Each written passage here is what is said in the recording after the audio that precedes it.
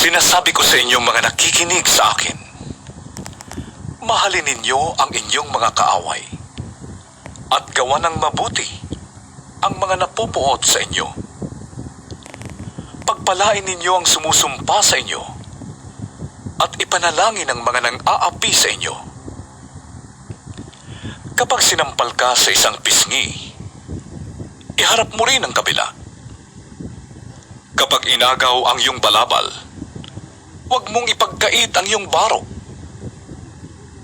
Bigyan mo ang bawat nanghihingi sa iyo. At kung may kumuha ng iyong ari-arian, huwag mo nang bawiin pa ang mga yon. Gawin ninyo sa iba ang ibig ninyong gawin nila sa inyo.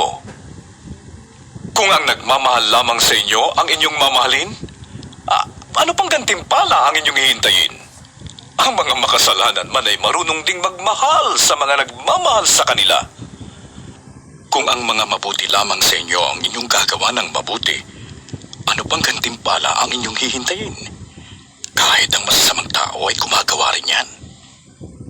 At kung ang makakabayad lamang ang inyong pauutangin, ano pang gantimpala ang iyong hihintayin?